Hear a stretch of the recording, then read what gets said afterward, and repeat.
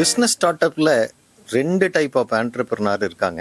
First type அப்படின்னா, already parents வந்து பிஸ்னஸில் இருந்திருப்பாங்க, கொஞ்சம் வெல்த் கிரியேட் பண்ணி வச்சுருப்பாங்க. ஸோ அதிலிருந்து நெக்ஸ்ட்டு ஜெனரேஷனாக அவர் ஒரு புது பிஸ்னஸ் ஸ்டார்ட் பண்ணி வரலாம். அவருக்கு ஒரு பேஸ் இருக்கும், ஒரு வெல்த் இருக்கும். இன்னொரு டைப் வந்து பார்த்தீங்கன்னா, அவர் பேரண்ட்ஸு வந்து அவங்க பிஸ்னஸ்லேயே இருந்திருக்க மாட்டாங்க. ஆண்டர்பிரினாரியல் ஸ்பிரிட் வந்து ஃபஸ்ட் டைமாக வந்து அந்த ஃபேமிலியிலிருந்து வந்து ஜீரோலிருந்து அவர் பிஸ்னஸ் ஸ்டார்ட் பண்ணுவார். அவங்களுக்கு ஒரு பெரிய வெல்த்தோ ஒரு பேக்ரவுண்டோ இல்லாமல் இருந்திருக்கலாம். அப்போது நம்ம முன்னாடியே இதை டிஸ்கஸ் பண்ணியிருக்கோம். பிஸ்னஸ் அப்படிங்கிறது always cat on the wall start பண்ணுவோம். சக்ஸஸ் ஆகலாம், ஃபெயிலியர் ஆகலாம். இப்போ கொஞ்சம் வெல்த் இருக்கிறவங்களுக்கு சக்ஸஸ் ஆகிட்டா ஃபெதர் ஆன் த கேப் மாதிரி, ஃபெயிலியர் ஆச்சு அப்படின்னா கொஞ்சம் வெல்த் இருந்ததுன்னா அதை ஓவர் கம் பண்ணி வந்துடலாம். ஆனால் இந்த ஃபஸ்ட்டு ஜெனரேஷனாக ஃபஸ்ட் டைமாக பிஸ்னஸ் ஸ்டார்ட் பண்ணுறாங்க பாருங்கள், அவங்களுக்கு வந்து சப்போஸ் ஃபெயிலியர் ஆகிடுச்சுன்னா அந்த ஃபெயிலியரை தாங்கவே முடியாது. அவங்க ஃபேமிலியை கொலாப்ஸ் செலவுக்கு கொண்டு போயிடும். அதனால ஒரு பிஸ்னஸ் ஸ்டார்ட் பண்ணுறவங்க வந்து ஒரு கன்விக்ஷனோட, ஸோ 100% வந்து நீங்கள் சக்ஸஸ் ஆகணும் அப்படிங்கிற ஒரு கன்விக்ஷனோட ஸ்டார்ட் பண்ணணும். அப்போது இது சக்ஸஸ் ஆக முடியுமா அப்படின்னாக்கா டெஃபினட்டாக முடியும். ஸோ இதுக்கான சில ஃபார்முலாஸ் இருக்குது. ஃபார் எக்ஸாம்பிள், நான் நேற்றுக்கு டிவியில் ஒரு இன்டர்வியூ பார்த்தேன். ஒரு ஸ்போர்ட்ஸ் மேன், ஒரு கிரிக்கெட்டர். நான் ரொம்ப அட்மையரான ஒரு கிரிக்கெட்டர். ஒரு 10 வருஷத்துக்கு மேலே அவர் எப்போ ப்ளே பண்ணாலும் ஐ யூஸ் டு வாட்ச். இப்போ அவர் டிவியில் இன்டர்வியூ பண்ணும்போது சொல்லியிருந்தாரு, என்ன சொன்னார்னா, உங்கள் சக்ஸஸ்க்கு என்ன காரணம் அப்படின்னா, நான் 365 டேஸும் நான் ஃபிட்னஸ்க்காக ஒர்க் பண்ணுவேன்.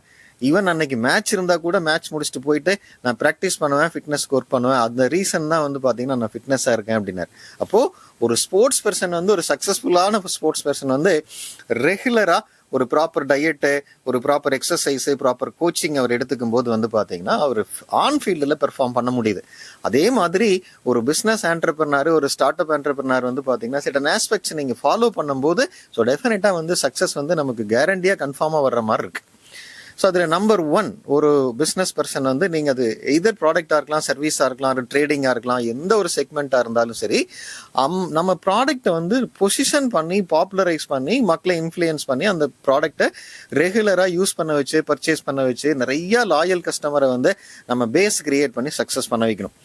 அப்போது ஒரு புது பிஸ்னஸ் மேன் ஜீரோவில் ஸ்டார்ட் பண்ணி, ஜீரோவிலிருந்து ஒரு ஸ்கேலப் பண்ணி அந்த பிஸ்னஸை சக்ஸஸ் ஆக்குறதுக்கு ஃபஸ்ட்டு ஒன்று வந்து பார்த்தீங்கன்னா, இப்போ ஒரு ட்ரெடிஷ்னல் மைண்ட் செட்டிலிருந்து ஒரு மாடர்ன் பிளாட்ஃபார்ம், இப்போ இருக்கிற காலகட்டத்தில் நம்ம என்ன மாதிரி ஸ்ட்ராட்டஜிஸ் யூஸ் பண்ணணும் அப்படின்னா, நம்பர் 1 வந்து தாட் லீடர்ஷிப் அப்படிங்கிறாங்க. தாட் லீடர்ஷிப் அப்படின்னா என்னன்னா, ஒரு பிஸ்னஸ் மேனுக்கு அந்த பிஸ்னஸை ஸ்டார்ட் பண்ணும்போது, அது ப்ராடக்டாக இருந்தாலும் சர்வீஸாக இருந்தாலும் சரி, அதில் ஒரு எக்ஸ்ட்ராடினரி நாலேஜ் இருக்கும் ஆக்சுவலாக. அப்போ அந்த எக்ஸ்ட்ராடினரி நாலேஜை வந்து நீங்கள் என்ன பண்ணணும் அப்படின்னாக்க, நிறையா இப்போதைக்கு வந்து பிஸ்னஸ் ஃபோரம்ஸ் இருக்குது, செமினார்ஸ் இருக்குது, ஒர்க் ஷாப் இருக்குது. ஸோ அந்த மாதிரி கான்க்ளேவ் இருக்கும். ஸோ அந்த மாதிரி இடத்துல போயிட்டு நீங்கள் ஒரு எக்ஸ்பர்ட்டாக போயிட்டு ஒரு தாட் லீடர் மாதிரி நீங்கள் வந்து when you do the presentation, அங்கே என்ன ஆகும்னா அஸ் அன் எம்ப்ளாயர் உங்களை பற்றி ஒரு பிராண்டிங் கிரியேட் ஆகும்.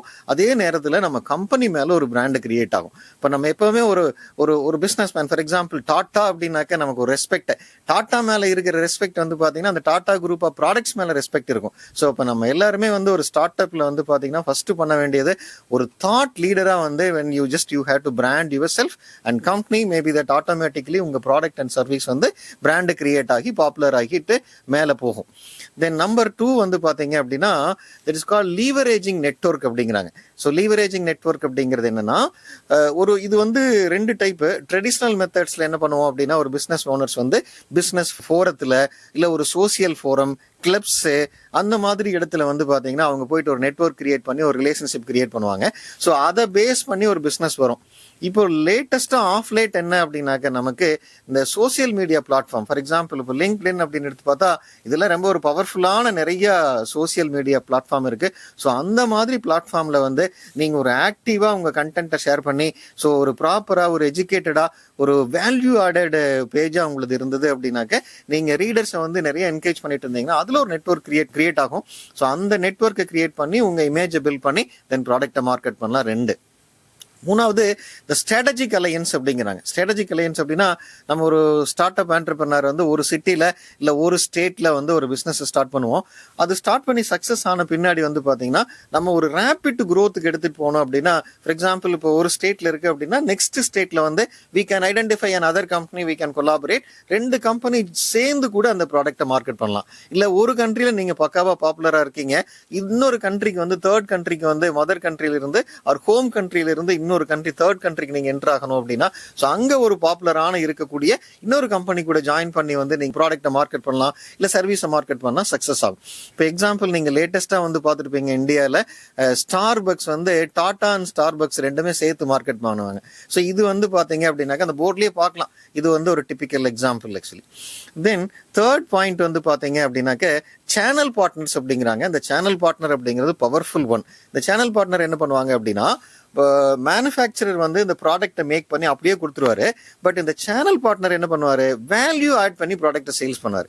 ஃபார் எக்ஸாம்பிள் வந்து நீங்க ஒரு 1000 ஏக்கர்ஸ் டீ எஸ்டேட் இருக்கு அப்படின்னா, நம்ம டீ கல்டிவேட் பண்ணி அந்த லீஃப் எடுத்து நம்ம ராவா வந்து லீஃபா வந்து கிரைண்ட் பண்ணி ஒரு பவுடர் பண்ணி அவருக்கு கொடுத்துரும். பட் அதுல வந்து அவர் பிராண்டைஸ் பண்ணி வெரைட்டி பண்ணி பிராண்ட் பண்ணி சேல்ஸ் பண்ணுவார் ஆக்சுவலா. ஸோ அந்த மாதிரி வந்து பாத்தீங்கன்னா அந்த சேல்ஸ் எண்ட ஒருத்தர் பாக்குற மாதிரி இருந்தது அப்படின்னாக்க, நீங்க அந்த சேனல் பார்ட்னர் வந்து he will take care of pushing the business, but நம்ம மேனுஃபேக்சரிங் பண்ணி கான்சென்ட்ரேட் பண்ணி எடுத்துட்டு போகலாம். தென் மேனுஃபேக்சரிங் மட்டும் ஃபோக்கஸ் பண்ணா என்ன ஆகும் அப்படின்னா, குவாலிட்டியை இம்ப்ரூவ் பண்ணலாம், தென் வந்து காஸ்ட் ரெடியூஸ் பண்றதுக்கு ஃபோக்கஸ் பண்ணலாம். தென் அதுக்கடுத்து இப்போ லேட்டஸ்டா வந்து நமக்கு சொல்றது வந்து பாத்தீங்கன்னா அஃபிலியேட்ஸ் அப்படின்னு சொல்றாங்க. அஃபிலியேட்ஸ் அப்படின்னா என்னன்னா, அவங்க ஒரு ரெஃபரல் பார்ட்னர். அவர் என்ன பண்ணுவாரு, ஃபார் எக்ஸாம்பிள் ஒரு கன்ஸ்ட்ரக்ஷன் இண்டஸ்ட்ரி இருப்பாரு, பட் நம்ம என்ன பண்ணிட்டு இருக்கோம், நம்ம வந்து பெயிண்ட் சேல்ஸ் பண்ணிட்டு இருக்கோம். இப்போ அவர் என்னன்னா, அந்த கன்ஸ்ட்ரக்ஷன் பண்ற இடத்துல எல்லாம் பெயிண்ட்டுக்கு ஏதாவது லீட் இருந்ததுன்னா நமக்கு அந்த லீடை மட்டும் ரெஃபர் பண்ணுவாரு. ஸோ அதை எடுத்து வந்து நம்ம பிசினஸ் பண்ணலாம். அந்த ரெஃபரலுக்காக நமக்கு அவர்கிட்ட ஒரு கமிஷன்ஸ் கொடுத்துடலாம். அரல்ஸ் வந்து நீங்க வந்து ஒரு பில்டிங் கன்ஸ்ட்ரக்ஷன்ல இருப்பீங்க, ஸோ இன்னொருத்தர் வந்து ஒரு ஆர்கிடெக்ட் இருக்காரு, இன்டீரியர் டிசைனிங் இருக்காரு. ஸோ அப்போ என்ன பண்ணலாம்னா, இவரை ரெஃபர் பண்ணும்போது he will get a business.